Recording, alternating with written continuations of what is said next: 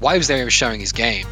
A lot of people were being very nice to him, and I just sort of wandered up and I just started roasting it. I just went in.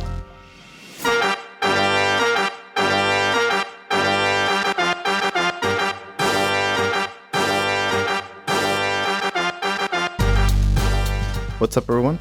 Welcome back to Moonlight Game Dev. Today I chat with Bryn Welch from 1UP Plus Entertainment about their latest game, Dungeon Top, and how Bryn got the job of lead designer after roasting the CEO's game prototype. What's up, Bryn? Welcome to the show. Hi, Mark. How you doing? Doing very well, man. How are you doing in Australia? Is that right? Yeah, it's not too bad. It's a nice sunny 1 a.m. here due to the time zone difference, but I'm a late night person anyway, so that's fine. Yeah, sorry to keep you up. Well, we're here to talk about your guys' latest game, Dungeon Top. How about you start by just telling us a little bit about, the game and what it's all about? So Dungeon Top is a roguelike deck builder where you progress through a series of procedurally generated encounters in a procedurally generated dungeon, trying to make your way as far as you can, and after each encounter and through random events, you add and remove cards to your deck. And you're trying to build the most powerful deck you can to beat the final boss, essentially. It has a lot of the things that you would expect from this genre, but hopefully I feel that I've put a bit of a unique twist on it by drawing on my chess background. And the gameplay isn't, we don't need to beat around the bush. The gameplay isn't an exact clone of Slay the Spire, which is something that's a little bit prevalent in this subgenre. Is that clear? Yeah, it seems like you did add a spatial component to the already very popular genre, which has been so influential. Let's dig right into the development, I guess. How did you guys get started? Like, what was the origin story there? I actually met Andrew, my boss, at a game design meetup, or rather a game developer meetup in Sydney. And while he was there, he was showing his game. A lot of people were being very nice to him, and I just sort of wandered up and I just started roasting it. I just went in on the project. And he really appreciated that. I gave him my blunt, unfiltered opinion, and he called me back about 2 weeks later and was like, could you do a little bit of work on this? It wasn't originally an offering as a game design position. It was, could you just, take it for a weekend and give me some suggestions? And through that 2 days of work that I did on that weekend, he decided that I would be a good value add to the team. Before that, it's interesting, and Andrew's background has led to a few issues of the issues that we had on the project, as often happens when you bring someone new in. Andrew was a very prolific indie developer in like the mobile boom. He just churned out games. He's a very, very hard worker, and that meant that he's very, very good at working fast. So we had great iteration time on Dungeon Top. However, it also meant that his approach to game design was a bit like, if you think of the way a trained designer works as being like a chef, where they carefully measure each ingredient and they make sure that the dish that comes out at the end is something close to perfection. Right. Andrew makes gumbo. He just throws everything he's got into the pot. If he likes a mechanic from another genre, he just throws it in. If he likes a different mechanic as well, he throws that in. And those all mix together to create something that's usually pretty fun, but not necessarily well considered in their balance of each other. Yeah, I totally get what you mean. And to be honest, I feel like I'm kind of guilty of that as well, like taking some things that work, putting them all together.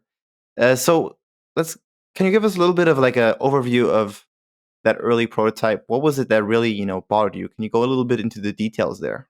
Oh man. Okay, so we had this really strange mana system, which is going to give anyone who's familiar with card games a bit of an aneurysm when we talk about it, where when you played a card that cost mana, it cost mana on this turn, but it also reduced your maximum mana on the next turn. So although cards would cost 1, they secretly cost 2. And then to compound that, your draws were also tied to your maximum mana. So if you spent a card, you were not only giving yourself next turn in terms of ability to play, you'd also draw less. So the game had this kind of stilted pace where you would take a turn and then you do nothing. And then you'd take a turn and then you do nothing. And it made for very strange gameplay pacing. And the decisions you had to make felt like you were often fighting against the fun things in the game, doing the fun things to make a more intelligent strategic decision. So eventually, the solution to that was to just make it a generic mana system. It's not broken. Don't fix Yeah. it. So we just went to max mana. Things cost what they cost, and then you draw a set standard. There was that. There was as well, the map was completely revealed at the start. If anyone has played the game or if they're seen footage of it, they'll know we have like a fog of war system on our overworld map. At the start, that wasn't there. So you could just see the entirety of the dungeon and you could plot your way through it, which could be exciting, but in practice, it meant that there was almost no tension in the gameplay. You knew exactly what you were going to be doing at any step of the game. Without that little hint of uncertainty to the game, it lost any sense of, lost that dopamine release when you were successful. There was no risk or fear to your run. I think you just pinpointed two really important things that I really love about Slay the Spire, for example, that element of uncertainty and also drawing cards. That's I think something that everyone enjoys who plays card games. It's just that feeling of getting more and more options. So it feels like you really had a huge benefit to the project. Like, how did you develop from there? I mean, said you started out working, helping out like as part time. How did that relationship with you and Andrew to kind of develop, and what is your current role in the company? So before I go any further, I want to shout out Maggie as well, who's on the team and doesn't get enough credit. Andrew's wife is also in the business in 1UP Plus, and she does a lot of publisher-facing stuff, so she's there as well. But as far as my relationship with Andrew growing, I just kept putting my hand up, essentially. I was kind of almost forcing him to give me a job. He said, "Oh, I'm not too sure about these cards," and I would just say, I can do that. And whatever it was, I would do it. Because I'd, prior to that, been making games on my own as a independent developer and like as a student before that, and not really getting anything done. And then suddenly I just have this like V8 supercar of a programmer who will just implement anything that I say. So I just sat there looking at a spreadsheet a lot of the time and thinking, well, this might be a good idea. Let's just test it. Let's just throw it in. The beta testers for that game would have seen 30 different games as I just threw ideas in and out of the project. And eventually, as that process went and we started getting more and more positive feedback, and publisher picked us up, and we started getting more attention than his last games had, he started to trust me more. And now I am a full-time game designer with 1UP Plus. So it's kind of a dream come true in a way. I made my own job exist just through hard work, but it took a fair bit of time.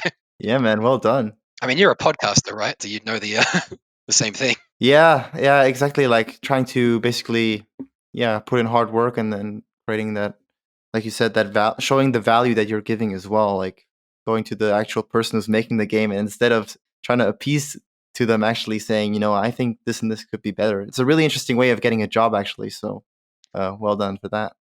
1 in a million. I'm sure if he'd been any other type of person, he would have just told me to F off. But fortunately, he wanted to hear the criticism, which is a rarity with creative work. I mean, I think it's like a great characteristic as well, especially when you're like an entrepreneur, kind of like an indie developer is an entrepreneur, right? And you have to listen to whatever people have to say about your product, potential customers or whoever. So I think that openness for criticism is super important. Yeah, I've been listening to the forums since the day he went live in beta. Sometimes cringing, like how could I not have thought of that? A lot of the time, some of the solutions that my players give me, I'm just like, wow, that is so obvious. I am an idiot for not getting this. But you don't know until you get it out there and get those other perspectives. Yeah, so true.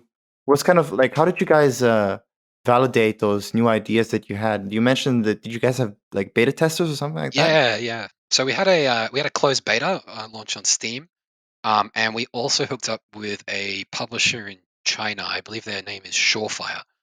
And Mhm. so a lot of our process was basically twofold. We saw what Surefire said on something, and then we saw what the hardcore players we had saw something. So we're very fortunate, and I was very fortunate that working on this, essentially my first major release with Andrew, he had a prior installed audience from his other games. So we were able to pull over these people who had played his other games, they were in a somewhat similar vein, maybe slightly less polished, and we were able to get them onto our game and get them to give our feedback. And that way we had a broad view of our potential customers, what they thought of the game. And then we also had a very particular view from Surefire in China because they had very particular needs for that market. So I would make changes based on the player feedback, but it wasn't always what they said. In game design, often your players are very good at articulating that there is a problem, but they are not good at all at articulating what the problem is. So So that mana system that I fixed that I was talking about earlier, people were originally complaining about um, like lack of draws. They wanted to have more draws on the turn, which I did eventually give them. But I could see that the issue was actually the fact that the mana system was limiting their draws. So I just tossed that, and that naturally fixed that issue. Yeah, that's awesome. Like there are many things that you just mentioned that are I think really interesting, and I want to go into a little bit more detail. But one of the things I want to talk about is kind of how you guys worked with like a Chinese publisher. What was that like? What kind of services did they offer? And of course, did you guys already feel like the benefit of being able to, I guess, have easy access to the Chinese market? So I'm not in that part of the business, so I can't say too much just because I don't know. But I know from Andrew's perspective, he let me know that I mean, it was just very reassuring. They gave us a minimum guarantee. I'm not sure if I should be saying this, but I'll give you the inside scoop. Um, they gave us money up front, as publishers do. It's standard business, but we're a small company, so it's a big deal for us. Absolutely. And that validates the project immediately. Someone in a position of power gives you money for it, and you're just like, okay, excellent. I can keep doing this. All else fails, the lights will be on while we are doing this project. Perfect. And then they had an incredible work ethic towards testing. Like, we're a two-man team on the dev side, three people if you include Maggie handling all of that publisher communication. And just two people. It doesn't matter if we're working on it full time every day of the week, which at one point, we were. uh, we can't catch every bug that comes through in an incredibly complex system like Dungeon Top. I mean, our game takes massive inspiration from MTG's style of card playing, and there are actual people who play that game who are like certified in Magic the Gathering lore, essentially. It's more complex than the actual common law sometimes, the way these sort of things work. You can make a computer out of Magic the Gathering, and Andrew was heavily inspired by it. So we have these very complicated interactions going off, and Surefire just brute tested them. As for access to the Chinese market, I think Maggie and Andrew, prior to me being on the project, have released in China before. I know they are both Chinese, as far as I'm aware, um, and so they have some ties there. It's a very interesting situation, though. I know that it takes a very long time to get games released in China. You can have to wait for up to a year, I think, or 2 years for a mobile license. So although our game is out on computers there, we're making a mobile version. That's going to take up to a year or 2 years even before it hits mobile in the Chinese market. Mm. And that's just due to government regulations, which is a little insane to me, but also a judge. Really interesting. Like you mentioned there that you're going for a mobile version, Mm. which I was going to ask about as well because I feel like the card games kind of lend themselves pretty well for mobile. So I was actually surprised. Or not surprised. Always curious to see like why doesn't the mobile come first? Is that because of the regulations there, or was there like another reason? All right, because this is a developer podcast, I'll give you the straight dope on this one. It's for pricing reasons. Mm. If we release on mobile at $3 a unit and we put it on Steam for $15 a unit, we'll get flayed. People will kill us. They'll mail stuff to our mailbox. Right. Yeah. Interesting. If we put it on Steam for $15 a unit and then we put it on mobile for half that, then it's a totally reasonable arrangement. Just the other way around, and we're completely fine. So it is far more, as Andrew tells me, it is far more economical to do PC first. Interesting. That makes perfect sense as well. Yeah. I want to go a little bit into, I guess, the game design now. Well, we already talked a little bit about that, but My favorite topic. yeah, I can tell. Let's have a chat about kind of the spatial component you guys added to, Mm. the card game. Maybe you can tell us like how does it work in your game and what kind of challenges that and complexities does that add? So we have that 4x4 board that you'll see in like our first screenshot if you look up our game. We actually vary the board size, but 4x4 is our standard board, and that's what we started off getting it to work with. The logic being, if we can make it fun on 4x4, then the extended boards should still work as long as the rules are the same.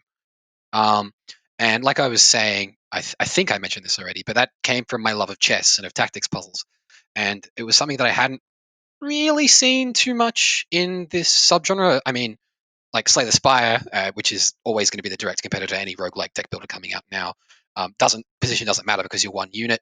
And then there were some other games I was playing that maybe a bit less good that I don't want to mention, that did have positional play, but they clearly didn't focus on it very well. And I thought it was a dimension that could be easily explored in this unit-based game, where we have this board presence. I thought, all right, well, we really need to make where they stand on the board matter. Otherwise, we're just wasting this element. If it doesn't matter, just lock them in place.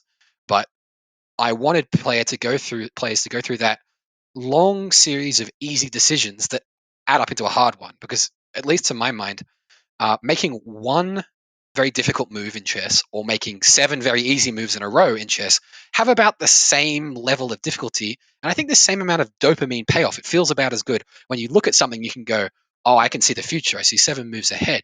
So in Dungeon Top, you get into these very complicated board scenarios where things trigger off, things have on-death effects, on-play effects, triggered effects when something dies from another thing, yada yada yada. There's a lot of complex rules going on, and I try to bring out the fun of that by I want the player to be able to understand our game well enough that they can read the board and understand the most optimal move through this logical series of decisions they need to make.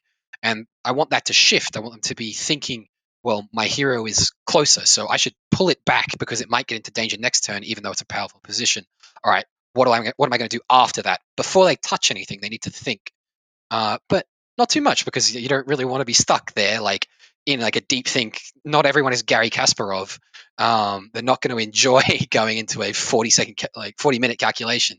I want that Yeah. iteration loop of that thinking to be, roughly about 15 to 30 seconds each time, and then they'll feel smart.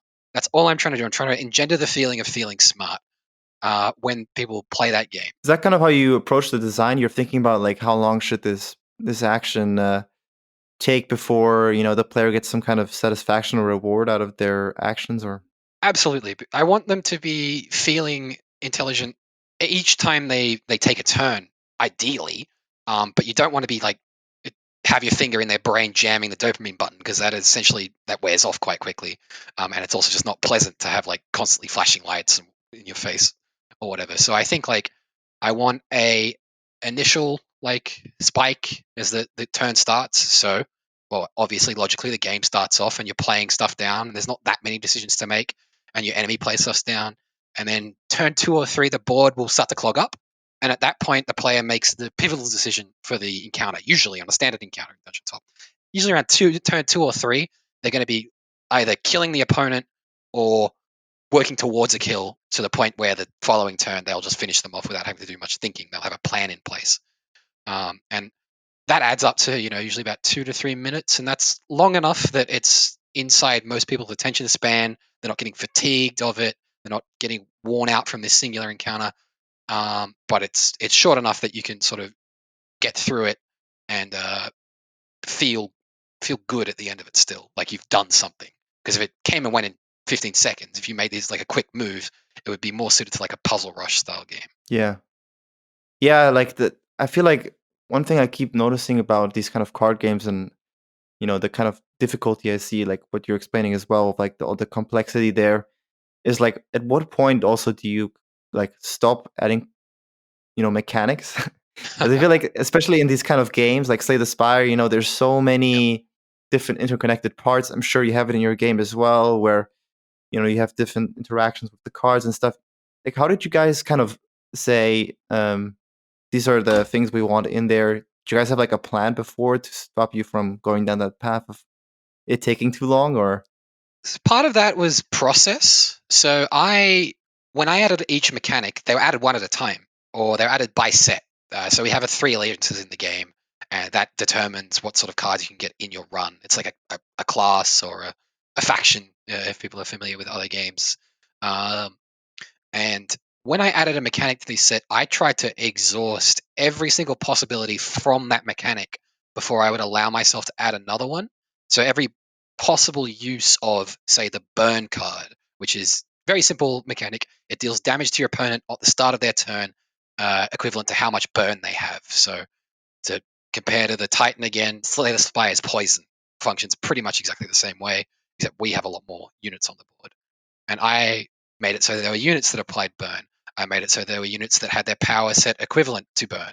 I made it so that it could be used via spells. I made it so there were units that blah, blah, blah, blah, blah. And once I had exhausted that mechanic, that gave me a set of cards that I could look at and say, all right, some of these suck. I could cut them out. Like, they're just not fun to use, because not every mechanic and possible implementation of that mechanic is going to be enjoyable. I just give it a bit of a testing and see how it can be used. And then I can move on to the next mechanic. And then once you get to about, I think, 60 cards in a set, it starts to become overwhelming. You've always got to think about your new player experience. So with that in mind, I could think, all right, well, our game has this level up system where each card can be leveled up twice. So if I make 120 cards, divide that by 3, that's about like maths.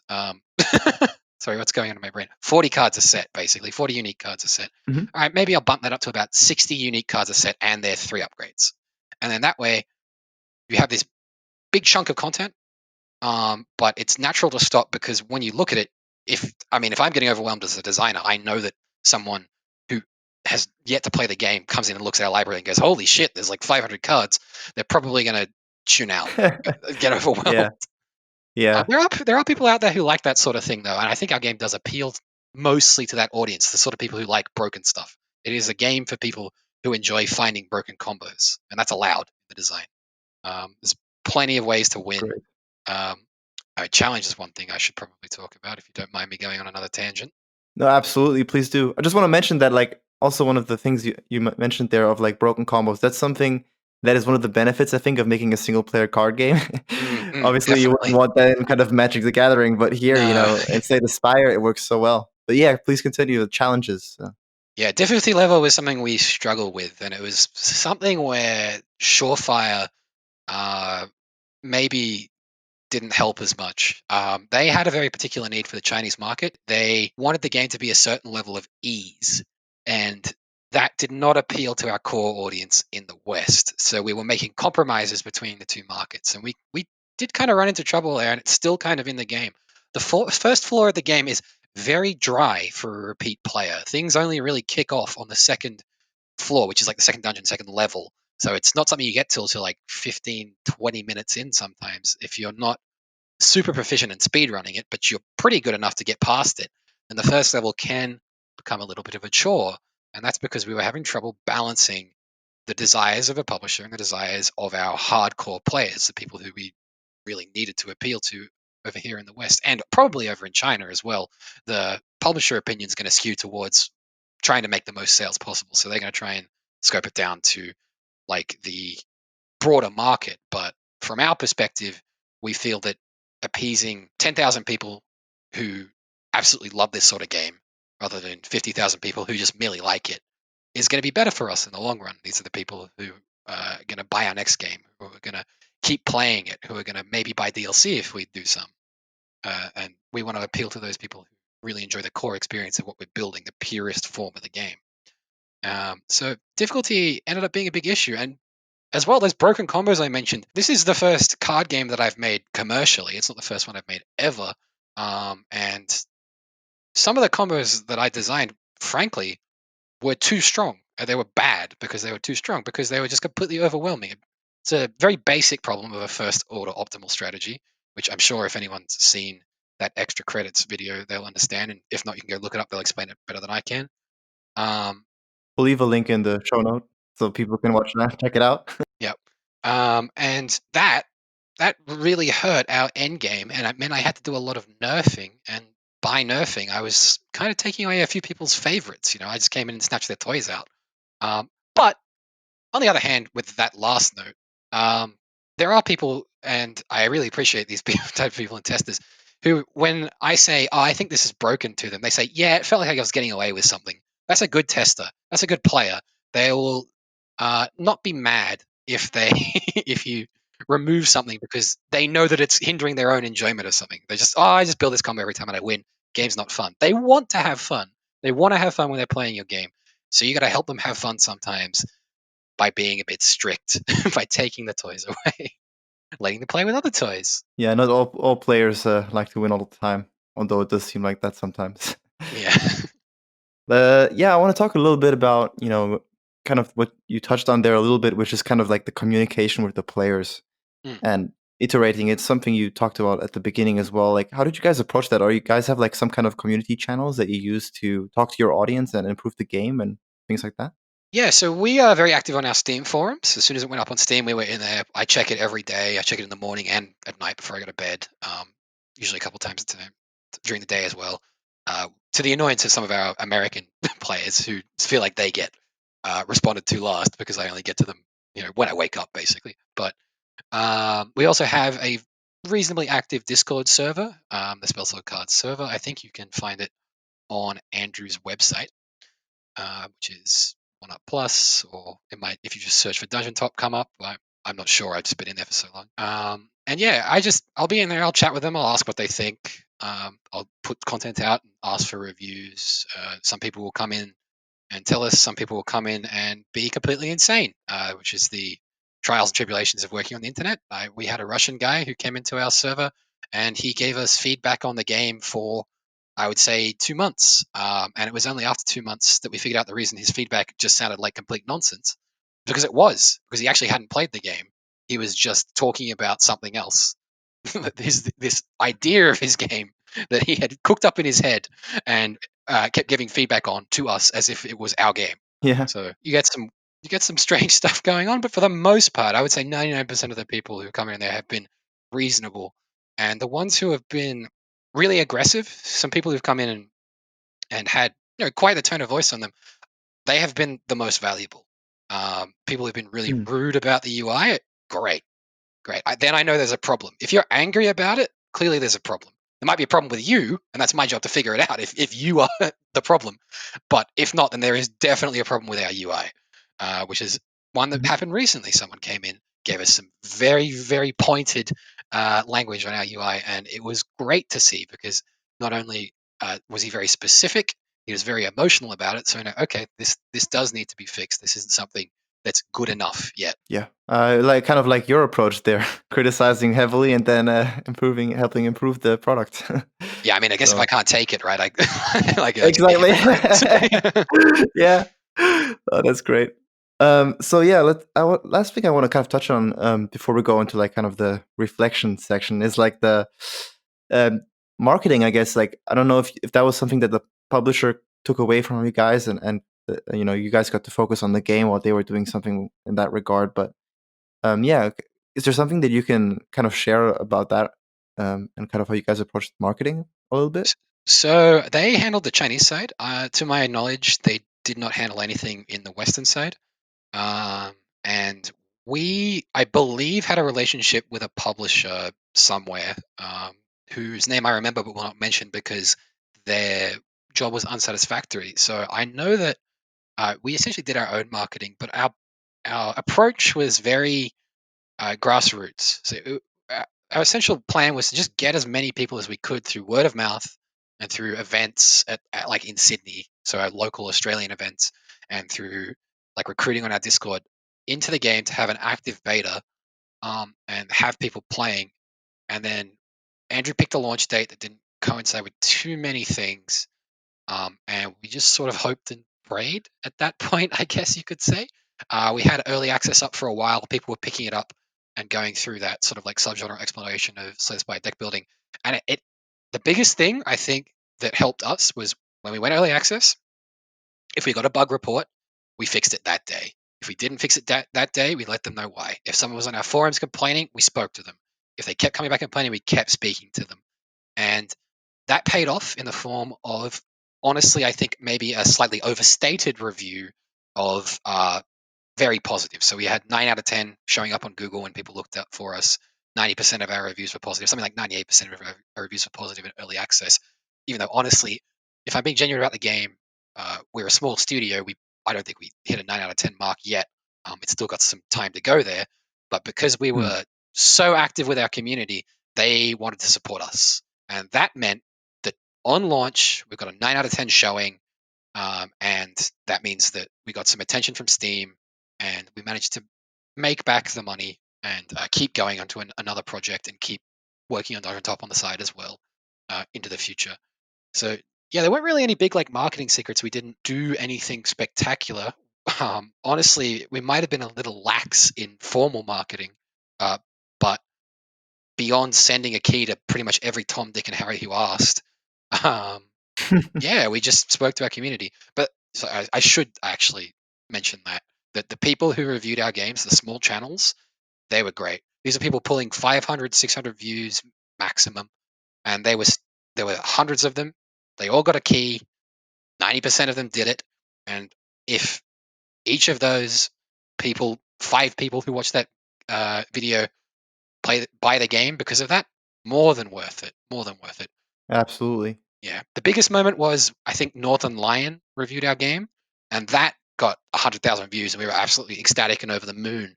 But it didn't really, I think, translate to a lot of sales as such, because he reviews a bunch of games, and that was just one in the mix. Whereas on these small channels, like that's the thing that's up for the week, and the people who follow them are really passionate about games. So you're hitting a corner of the market if you're making hardcore games like ours is. You're hitting a corner of the market that's more likely to buy. So it's more of a laser focused approach, I think. Not to say that giving a key to Northern Lion definitely wasn't worth it. For one thing, it just feels good to have my game seen by so many people, and for him to speak positively of it. That was a nice ego boost Yeah. as a designer, and also it makes us look good. So if you can get those people, definitely do. Did you guys have a specific way to distribute those keys? Did you guys, or did you guys just kind of click around and see, who was kind of fitting your target audience? So I know Maggie handled most of that, but from what I understand, the smaller channels, because they're very hard to find, often it was them emailing us. I had a few of those land in my inbox as well. For the big ones, it was just send them an email, see if they're interested, and I think the approach there was also like not coldly emailing them with a key, like, hey, can you do our game or whatever. Like it's just trying to build at least somewhat of a little bit of a working relationship, like checking, seeing what sort of games they play, if they would play this game. So didn't waste our time Mhm. rather than like sending PewDiePie a key or something. Like he's never going to play our Yeah. game. So we found people who do these sort of indie games, do look into them, and would be interested in our game particularly. And then we sent them a key. Like a little bit of research went a long way in that respect. Absolutely. Yeah. Yeah, I think a lot of people make the mistake thinking, might as well send PewDiePie a key, but when the chances are like 0.001%, then maybe it's not worth it. 15 seconds wasted. You could just send it to someone else rather than landing in his spam. And even if he Yeah. did play it on the off chance, his audience isn't going to buy your game. Like, and he's probably not going to like it. You want to find reviewers who vibe with the type of thing you're putting out, because then they'll speak positively about it. It's Yeah. no secret there. Yeah, the research is so important. Yeah. Yeah. All right, let's get to the reflections section. So, maybe you can just give us a quick breakdown of maybe some of the biggest lessons learned from this project. Oh, okay. Um, One, we're not doing a card game again. Oh, really? Yeah, Okay. yeah. We're going to keep working on Dungeon Top. I've got big ideas for Dungeon Top, so it's going to keep in care. But that corner of the market is saturated beyond belief, and some very high quality products are hitting it day in, day out, and getting nothing. There was a game that released alongside us with incredible presentation that bombed. It was really sad to see. They've been working on it for ages and ages and ages. I won't say the name because it's a sad story, but it looked like they Hmm. really got a beating. Um, and that's another lesson. The reason they got a beating, and I think the reason we did so well, is that bugs, if you're a small company, you will not be forgiven for bugs.